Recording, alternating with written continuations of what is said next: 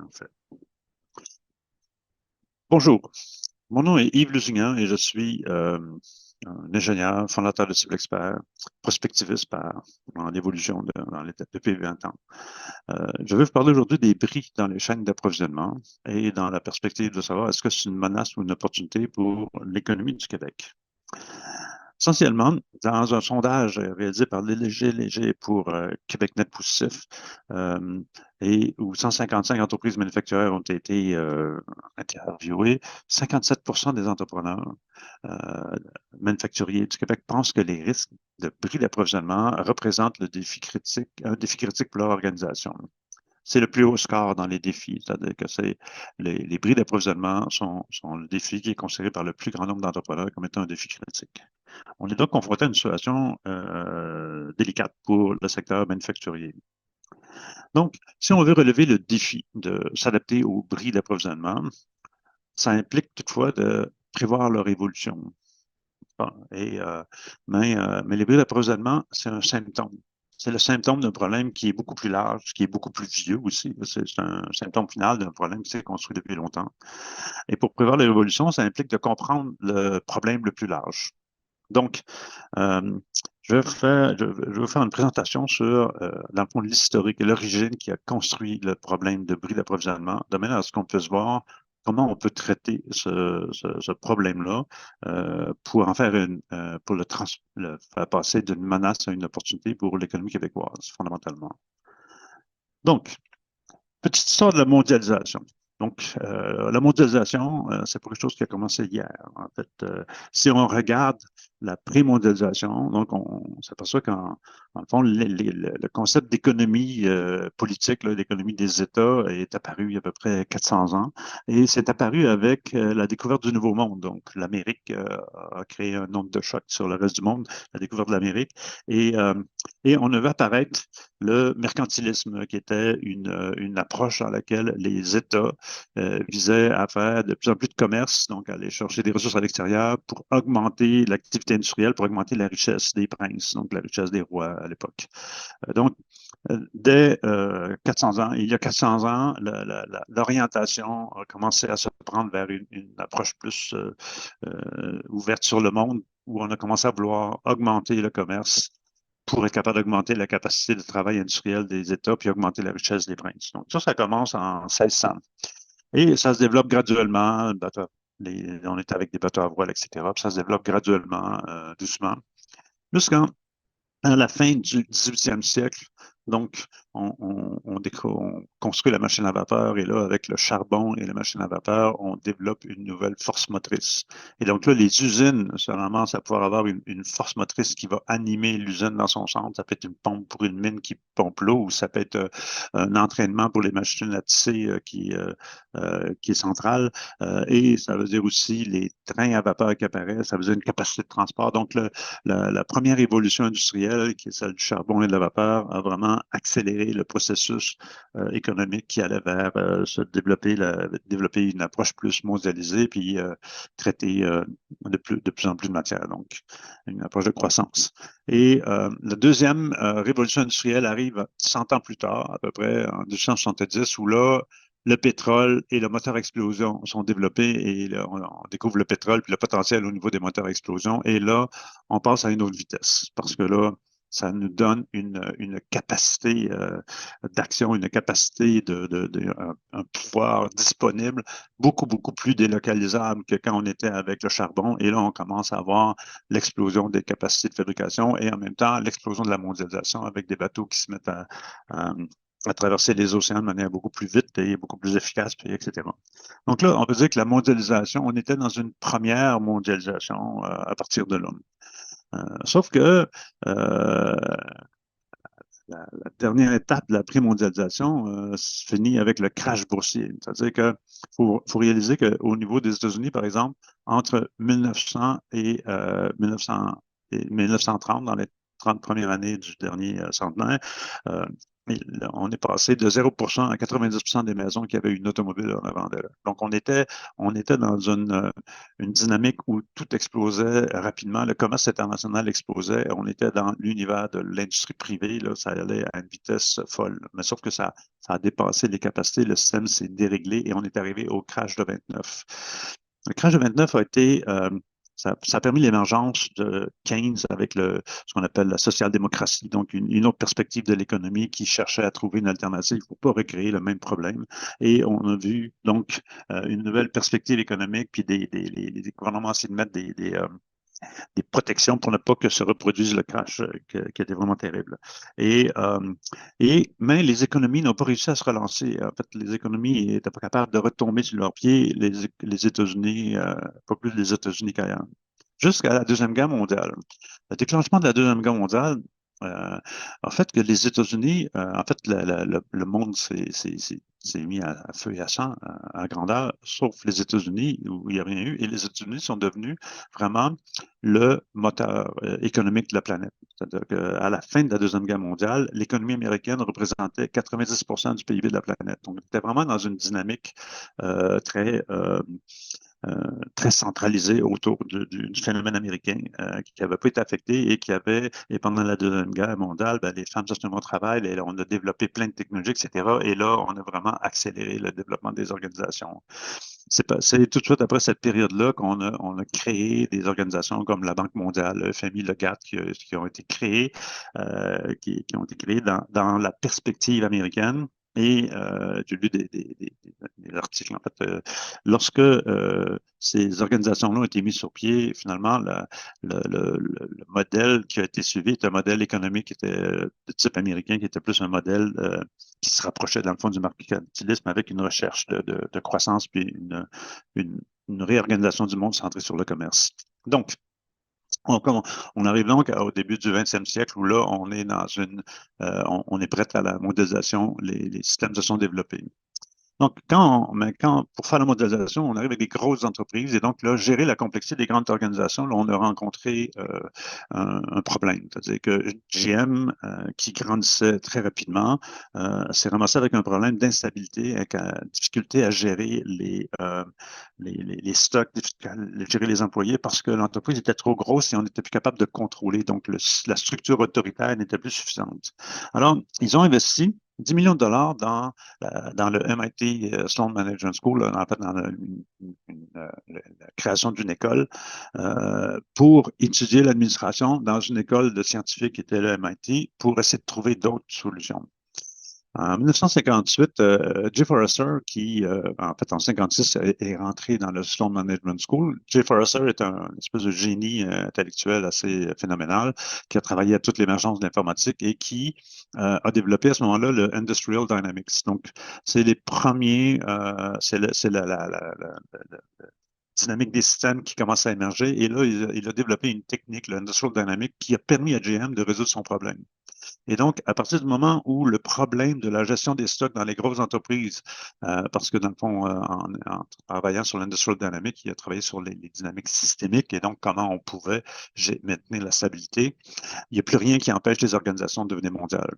Donc, au début des années 60, on est dans une position où là maintenant on peut reprendre l'expansion et les problèmes techniques ont été gérés, les technologies se sont développées, tous les avions sont développés, etc. On est vraiment dans une dynamique prête à la mondialisation.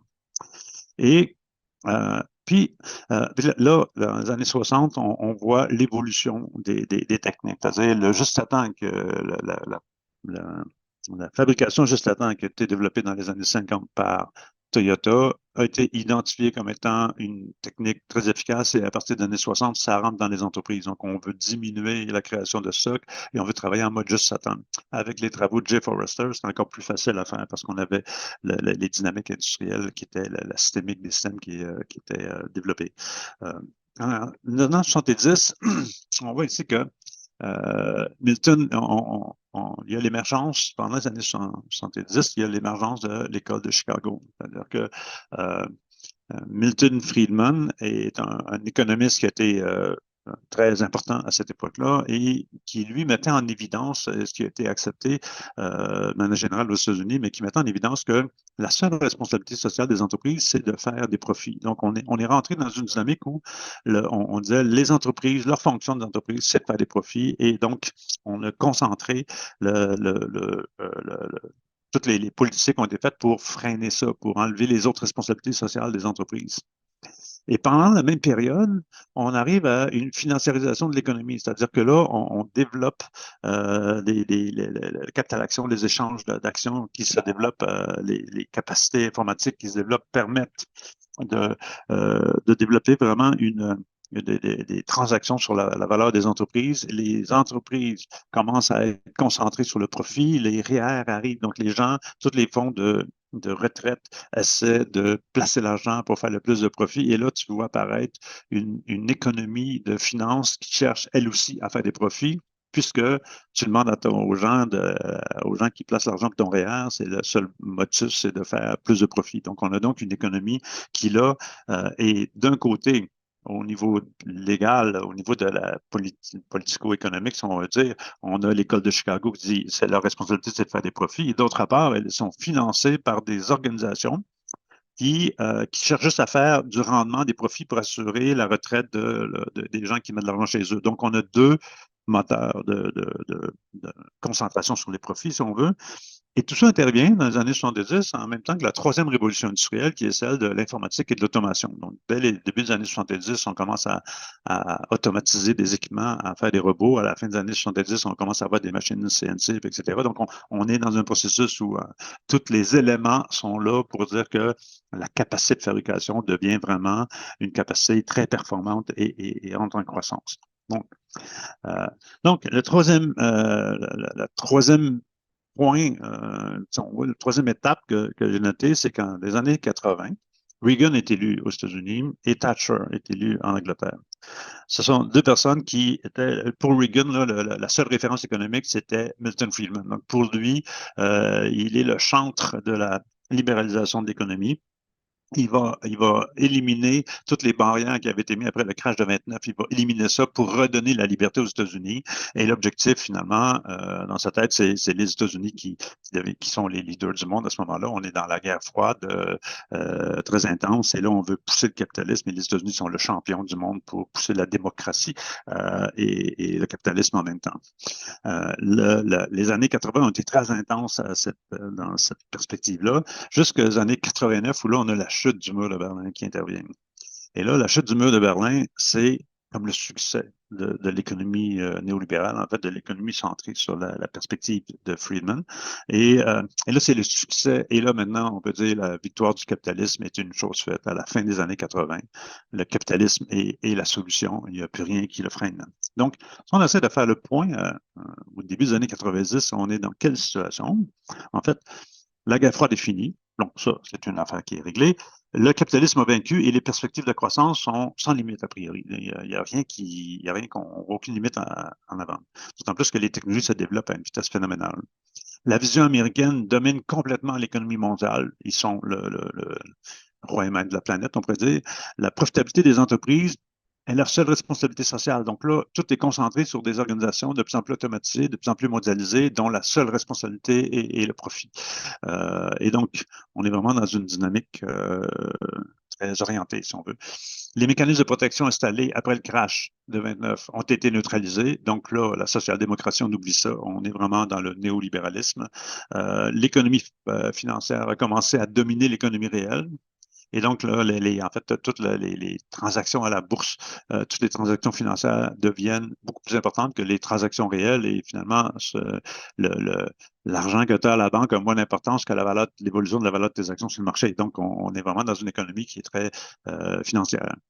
Et la valeur dominante, ça devient la valeur du marché, effectivement. Et finalement, la délocalisation des activités manufacturières vers le Japon est déjà bien enclenchée en Amérique et en Europe aussi. Donc, on est dans un processus de mondialisation qui s'opérationnalise vraiment partir de ce moment-là. Et donc, finalement, on est rendu là. Donc, accélération et consolidation de la mondialisation. L'autre étape, à partir de là, dans les années 90, excusez-moi, à partir de là, on passe à l'étape 4, qui est la métamorphose des règles. C'est-à-dire que là, le GATT qui avait été créé en 47, dans les années, après la Deuxième Guerre mondiale, pas en 47, mais après la Deuxième Guerre mondiale, est remplacé par l'OCDE en 95. La différence entre les deux organisations, c'est que le GATT ne traitait que le commerce des marchandises, et alors que l'OCDE traite le commerce des marchandises, des services et de la propriété intellectuelle. En fait, j'ai lu des résumés où ils disent typiquement les ententes dans le GATT avaient des dizaines de pages et les ententes, c'est ça, dans le GATT avait des dizaines de pages et les ententes dans l'OMC ont des milliers de pages. On change complètement de dynamique. On développe la stratégie de propriété intellectuelle qui devient produit international avec des règles internationales de propriété intellectuelle que de plus en plus de pays signent. Et là, on cherche à conquérir des propriétés intellectuelles, les services se multiplient, services financiers, etc. Et là, on est vraiment dans une dynamique de mondialisation à grande échelle. Et tout ça se fait, dans le fond, le GATT est une organisation qui est dans la perspective de Friedman. C'est une organisation qui vise une mondialisation centrée sur les profits, vraiment. Donc, depuis le lancement de l'OMC, le système commercial international a été réformé en profondeur par les réductions des obstacles du commerce au commerce et la révision des règles commerciales. C'est-à-dire qu'on essaie de garder un minimum de règles qu'on impose à tous les pays, mais c'est vraiment le minimum qu'on garde. Donc, on est donc dans une situation où on diminue on facilite le commerce en diminuant les règles, les protections nationales, si on veut. La valeur du commerce grandit de 6 par année à partir de 95. Là. Donc, on voit c'est une courbe très, très importante. Et la biodiversité et l'autonomie des tissus industriels locaux est diminuée drastiquement. C'est-à-dire que tout ce qui est fabriqué à l'échelle internationale, quand tu es au local, tu n'es jamais compétitif, c'est toujours trop cher et donc ça se perd. Puis là où c'est encore, les entreprises sont achetées par une entreprise internationale qui impose les règles internationales. Donc, la mondialisation, c'est vraiment centré exclusivement sur la maximisation des profits. On est vraiment dans cette dynamique-là. Puis, on est dans une utilisation à grande échelle du fonctionnement en mode juste à temps. C'est-à-dire que c'est dans les années 90 qu'on voit apparaître la qualité totale. On introduit la qualité totale partout parce que la qualité totale, ça faisait que quand les gens étaient approuvés au niveau de ISO 9000 à l'époque, alors à ce moment-là, ils étaient capables de répondre à n'importe quel contrôle international. Et là arrivent des dynamiques de benchmarking, c'est-à-dire que avec l'OMC, c'est que si tu es le plus bas prix de n'importe quelle attente mondiale, ben, c'est toi qui l'as, indépendamment de où tu es géographiquement. Et donc là, on a une économie qui se mondialise de manière très, très importante et centrée principalement sur les défis. La qualité totale, c'est vraiment le levier de cette réussite-là. Donc, la raison pour laquelle l'économie a pu se mondialiser, c'est parce qu'on a développé cet outil-là. En fait, on l'a généralisé. Et c'est un outil qui est vraiment, qui vise à rencontrer on a les 5 0 du juste à temps, là, c'est comme, et on essaie de faire zéro panne, zéro délai, zéro papier, zéro stock, zéro défaut. On est dans une dynamique où on veut faire de l'organisation on veut faire des entreprises, des organisations hyper performantes où il n'y a pas de perte du tout et qui sont très spécialisées, très hyper performantes et qui peuvent répondre à n'importe quel appel d'offres international. Donc, l'organisation veut devenir un joueur international dans une niche et là, être capable d'assurer son avenir comme ça. Donc, on est vraiment dans une dynamique complètement mondialisée à ce moment-là. Donc, la caractéristique de l'économie mondialisée actuelle, maintenant, où sommes-nous avec tout ce mouvement-là qui s'est développé, c'est que elle a été conçue finalement pour favoriser le profit. C'est vraiment été fait autour de l'approche de l'école de Chicago, là, de l'approche de l'entreprise qui a comme responsabilité de faire des profits. Et donc, on ne peut pas freiner l'entreprise de faire des profits. Donc, elle a été conçue dans cette perspective-là au prix de la résilience. C'est-à-dire, pour augmenter les profits, on laisse tomber les principes de résilience parce qu'on est dans une dynamique où on a l'impression que la croissance est infinie depuis que le système russe est tombé. Donc, elle est très fortement intégrée. Donc, on a vraiment des fabrications. On parlait des chemises qui sont fabriquées, les manches dans un pays, les cols dans un autre pays, etc. Donc, on est vraiment fortement intégré. On a une économie mondiale très intégrée. Elle est très performante, mais elle est fragile. Et elle est très performante parce que le prix du pétrole est bas. n'est-ce pas? Mais, donc, on pille beaucoup de pétrole. Donc, ça prend ça. Mais elle est très performante, mais elle est très fragile. Et pour augmenter sa profitabilité, parce qu'elle veut croître, croître, croître, faire des profits, profits, profits, donc elle a réduit graduellement, on a vu une réduction de la durée de vie des produits pour maintenir les marchés. On veut que les produits durent moins longtemps. Sans ça, à un moment donné, on va arriver à saturation.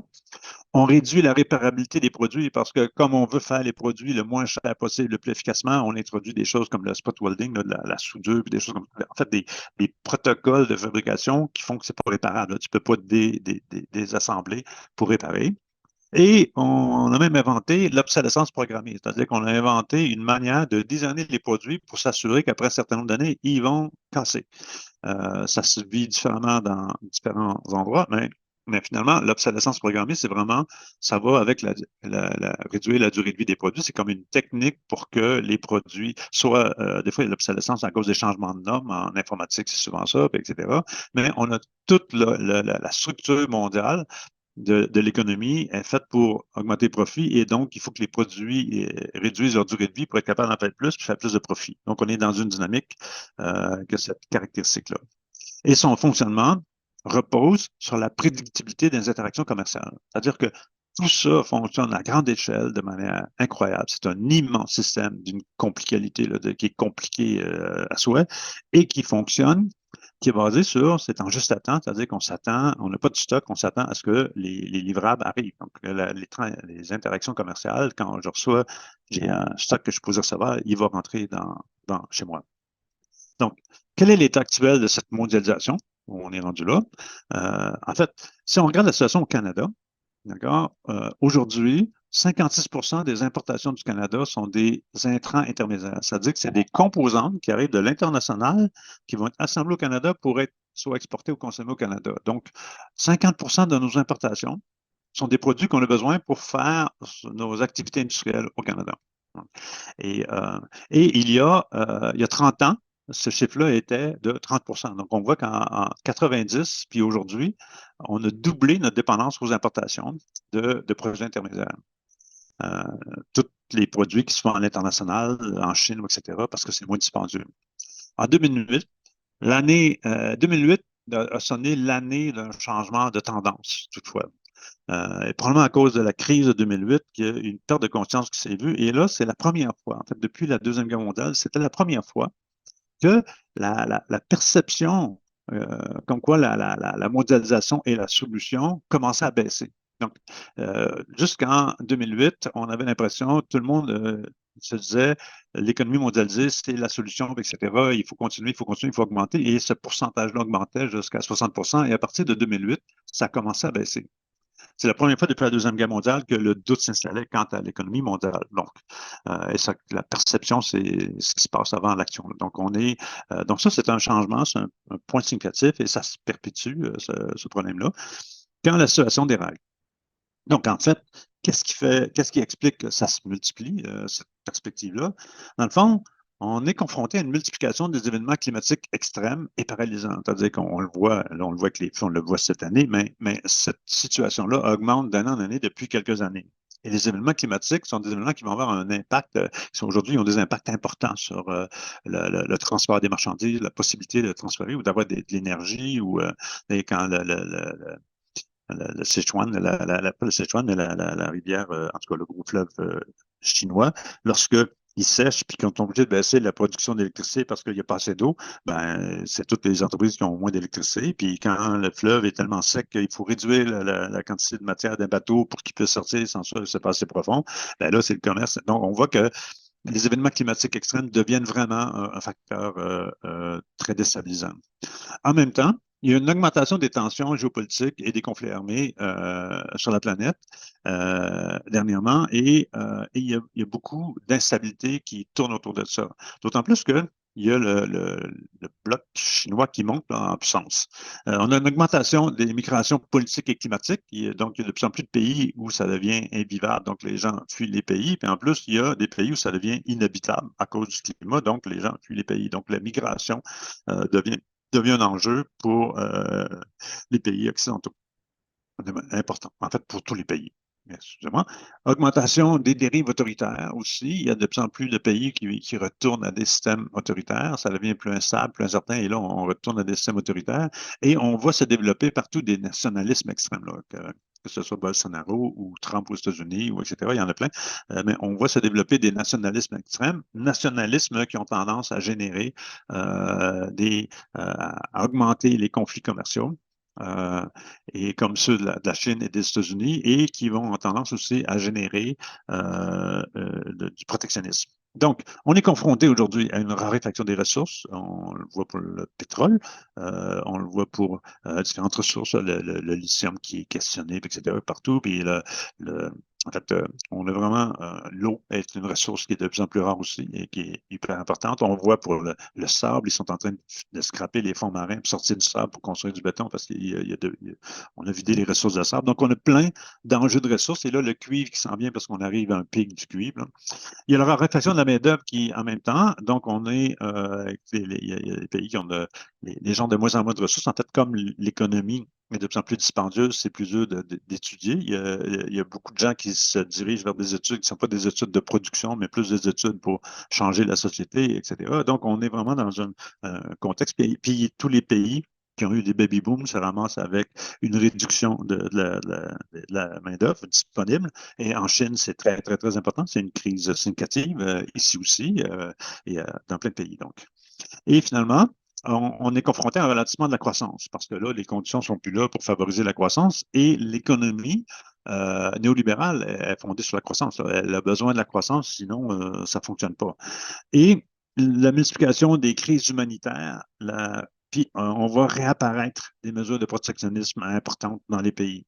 Donc, dans le fond, quand on regarde tout ça, on s'aperçoit que ça, avec la multiplication des goulots d'étranglement logistique, tu as des ports où les bateaux restent à 2 semaines en attente avant de pouvoir décharger, etc., parce qu'il y a des problèmes de logistique à cause de l'instabilité du climat, à cause des bateaux qui peuvent plus passer dans le canal de Panama et qui font le tour de l'Amérique. Donc, il y a plein d'éléments qui débalancent tout et qui font que finalement le système se débalance un peu comme les problèmes qu'avait GM avant que Forrester intervienne. Mais là, à cause de raisons externes.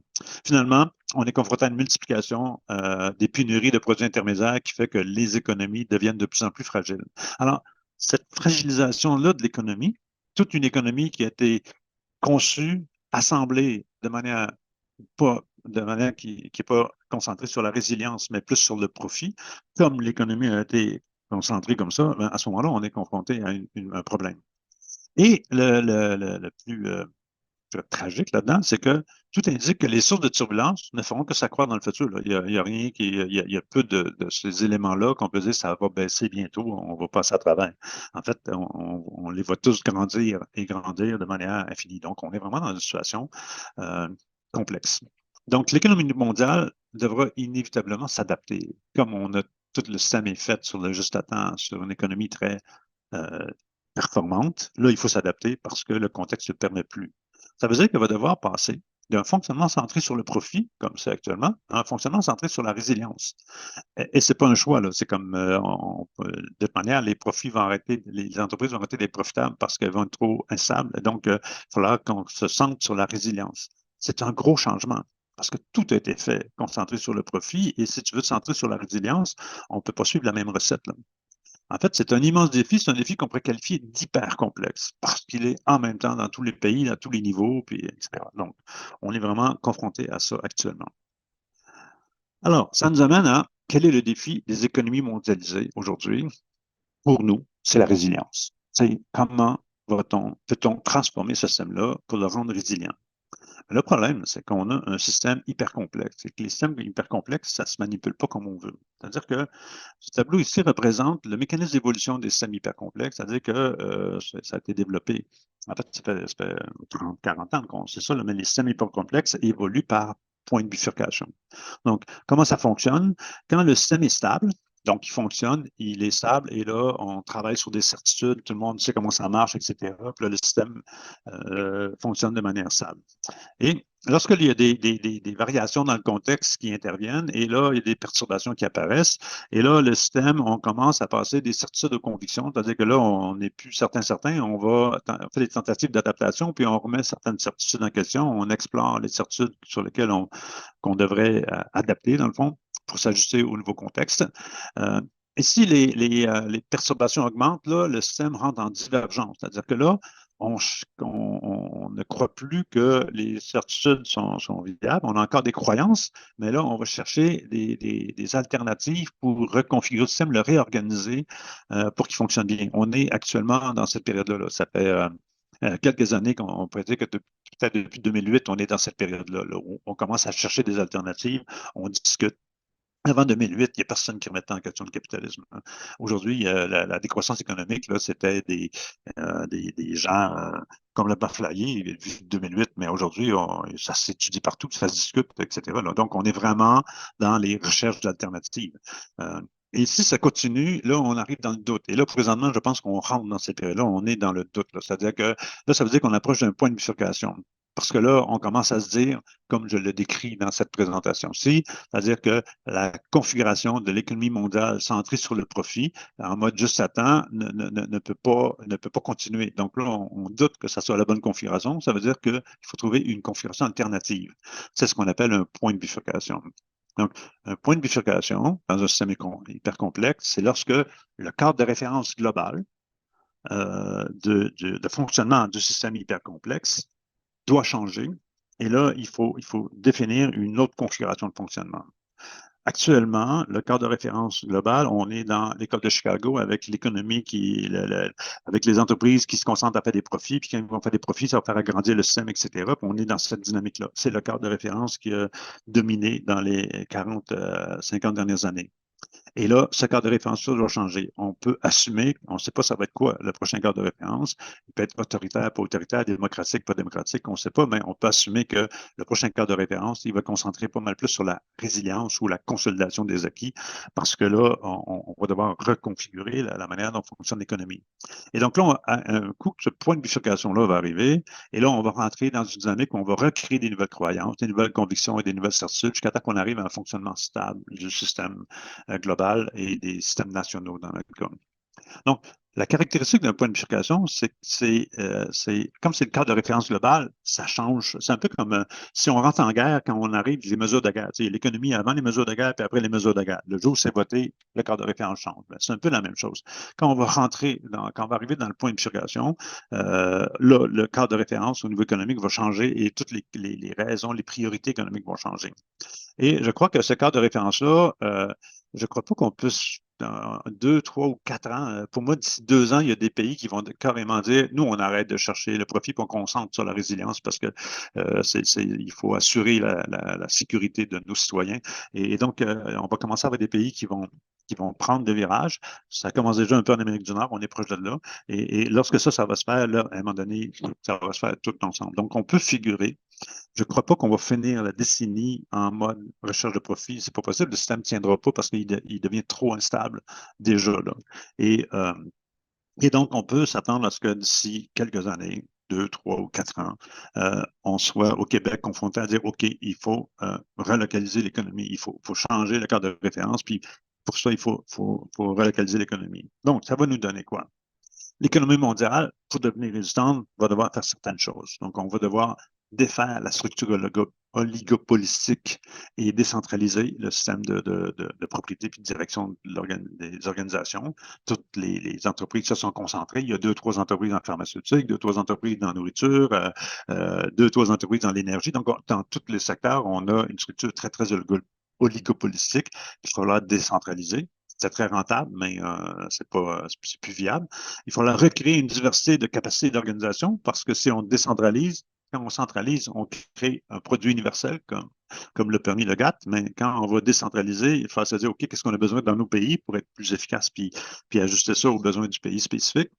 Ça veut dire qu'on va passer d'une volonté de croissance à une volonté de consolidation. Donc là, les nations chercheront plus à vouloir augmenter la croissance puis exporter de plus en plus, puis etc. Ils vont plutôt chercher à dire comment on fait pour consolider les éléments les plus critiques de notre économie pour être capable de protéger le bien-être de nos citoyens. Et donc, on va voir se relocaliser l'économie pour s'adapter aux besoins locaux. Donc, dans le fond, chaque pays, en fonction de leur réalité, va se relocaliser, va relocaliser les économies de manière différente en fonction des compétences qu'il a, etc. Et va faire rebalancer tout son tissu industriel. Donc, je pense que ça, c'est les éléments qui vont arriver avec la relocalisation ou la fin, si on veut, de l'économie néolibérale, mondialisée, et ça va arriver d'ici quelques années. Et dans le fond, c'est tellement gros comme défi qu'il faut faire attention, il faut le préparer d'avance. Donc, si on regarde le cas du Canada, on s'aperçoit que voici Stuart Bergman est le nouveau économiste en chef et vice-président de Développement économique Canada. Et depuis 2022 à peu près. En avril 2022, il écrivait un article sur la démondialisation, puis il disait, depuis le début de la pandémie, les chaînes d'approvisionnement mondiales ont gagné une popularité inattendue.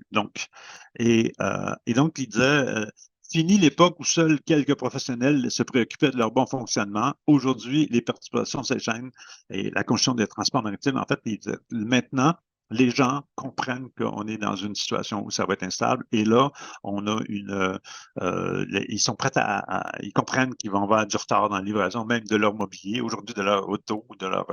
Donc, ils disaient, là, on est dans un changement. Et ça, c'était, dans le fond, il y a un an à peu près, un an et demi. Dans le même article, il disait les dépendances aux intrants est la première source de vulnérabilité du Canada. Donc, les intrants intermédiaires, le 60 d'intrants intermédiaires dont on parlait tout à l'heure. Là, il disait bon, le plus grand nombre d'industries jugées très vulnérables se trouvent dans le secteur de l'auto et des minéraux. Dans les plus gros. Mais là-dedans, il y a l'agriculture, l'agroalimentaire, la foresterie, le transport, les produits chimiques, plastiques, fabrication de matériel mécanique, électrique, etc. Donc, lui, il dit, dans le fond, toutes ces entreprises-là, ces secteurs d'activité-là deviennent très vulnérables à la dépendance aux intrants. Et donc, est-ce que ça veut dire qu'il faut recommencer des stocks et comment on peut diminuer notre vulnérabilité? Donc, parallèlement à ça, alors qu'on a ça, qui est le défi de la configuration, si on veut, de l'économie, parallèlement à ça, il y a le défi de notre empreinte climatique et en fait de notre empreinte écologique globale. Mais je parle ici juste de l'empreinte climatique. Ceci est un tableau des émissions mondiales de CO2 en 2020. Okay? Puis notez que ces émissions-là, c'est les émissions faites par les pays à l'intérieur du pays, mais ça ne comprend pas l'empreinte écologique des importations. Et là, au Canada, on est vous voyez, c'est en tonnes per capita. 4,5 ici, là, 4,5, la petite ligne rouge dans le milieu, c'est la moyenne dans la planète où on est rendu présentement. Et au Canada, on est à 15. Ça veut dire qu'on est le troisième pays qui a l'empreinte écologique la plus élevée sur la planète. Donc, c'est une médaille de bronze qui n'est pas appréciée. Et on devrait, pour arriver à une neutralité, être à 2,2. Donc, pour qu'on n'ait pas d'empreinte écologique négative sur la planète, il faudrait descendre à 2,2. Ça veut dire 85 de réduction. Fondamentalement, il faudrait qu'on réduise de 85 l'empreinte écologique de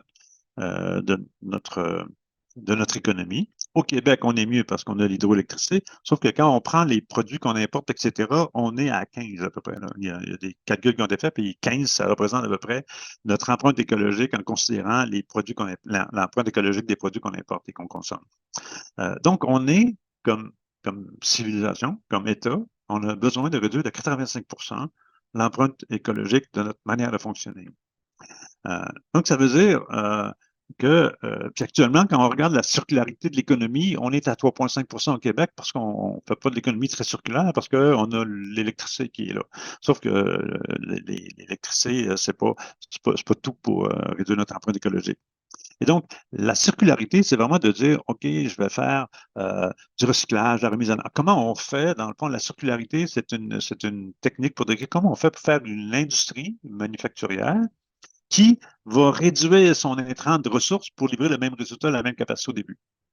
Donc, aujourd'hui, on est à 3,5 je pense qu'il faudrait certainement atteindre un taux de 50 si on veut réduire notre empreinte de 80 Donc, c'est tout un chemin à parcourir. Donc, il faut repenser notre structure industrielle, notre manière d'aborder l'industrie, etc., la repenser en considérant que ça va être relocalisé prochainement. Et c'est un peu ça qu'on vous présente comme profit. Dans le fond, on a deux perspectives par rapport au problème des bris d'approvisionnement dont on parlait tout à l'heure. Une première perspective, c'est de dire on va s'adapter, donc on va être résilient, on va se prévenir de la menace. Puis là, le défi à ce moment-là, ça serait de dire comment est-ce qu'on peut se prémunir contre les bris d'approvisionnement. Donc, comment augmenter notre résilience, etc. Donc, ça, c'est une perspective qu'on peut prendre par rapport au problème des bris d'approvisionnement dont on parlait au début. Mais l'autre perspective, c'est de dire, on peut considérer que, c'est la perspective d'évolution, on peut considérer que l'obligation de relocaliser l'économie, c'est une opportunité pour trouver une configuration de notre industrie qui va permettre de réduire les 80 d'empreintes climatiques dont on parlait, notamment en augmentant son indice de circularité. Donc, on a deux perspectives par rapport au problème. Soit on dit, on veut s'adapter, puis on regarde comment on peut être résilient, etc. Puis là, ben, on va améliorer notre résilience pour 2, 3 années, mais si ça augmente, continue, on est toujours en train d'essayer de devenir plus résilient. Ou encore, on dit, acceptons le fait que d'ici 2, 3, 4 ans, on va être obligé de relocaliser notre économie et commençons, en tant qu'industriel, en tant que membre de l'économie québécoise, commençons à essayer d'étudier le défi de dire comment on peut relocaliser notre économie, puis en même temps réduire son empreinte écologique de manière à assurer l'avenir de nos enfants, dans le fond. Alors, ça, c'est les deux perspectives. Et nous, ce sur quoi on travaille, c'est de dire on veut partir des cellules de prospective pour dire comment peut-on profiter de cette relocalisation-là?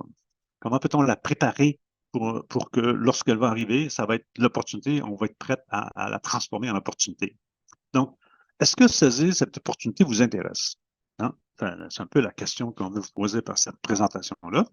Si ça vous intéresse, en fait, nous, on recherche des individus intéressés à participer à un exercice de prospective collaborative pour le modéliser, ce défi-là, qui est vraiment historique. Comment peut-on collectivement, et en fait, il faut faire une réflexion sur quelle est la nature des défis, quelles sont les faiblesses qu'on a face à la relocalisation, quels sont les éléments les plus critiques à relocaliser, quels sont les éléments, les changements de perspective ou les changements de croyances à faire, quelles sont les connaissances qu'on a ou qu'on n'a pas, les capacités, toutes ces questions-là.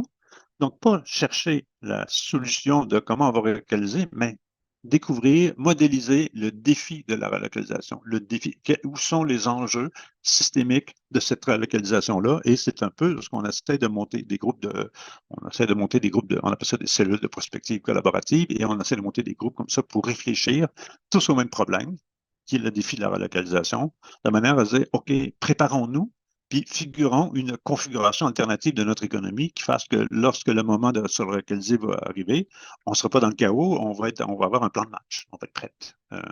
Alors, si vous êtes intéressé à participer à cette réflexion-là, écrivez-nous, info@ciblexpert.com. Vous pouvez aller sur le site web, on a un endroit pour s'inscrire sur les amis de Ciblexpert un peu. Là.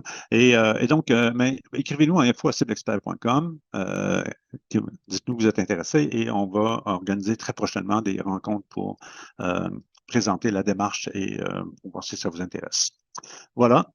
C'est ce que je voulais vous communiquer ce matin. Je vous remercie beaucoup. Je sais que je parle vite et que c'est un peu dense, mais c'est un peu c'est le projet qu'on est en train de partir. De dire, il faut vraiment réfléchir d'avance. Ça fait la prospective, c'est de réfléchir d'avance aux défis futurs avant qu'on soit confronté à agir. Donc, pour que le jour où on est confronté à agir, on sait comment agir et surtout, plus il y a de personnes qui vont participer aux cellules de prospective dans différentes industries et plus on va avoir une perspective polyindustrie pour savoir comment on change parce que c'est tout qui va changer en même temps. C'est pas juste comme le système est rendu hyper complexe, c'est toute la configuration du système qu'il faut changer et donc il faut réfléchir à où sont les enjeux les plus systémiques et c'est ça qui est le but de la démarche. Merci beaucoup et je vous souhaite une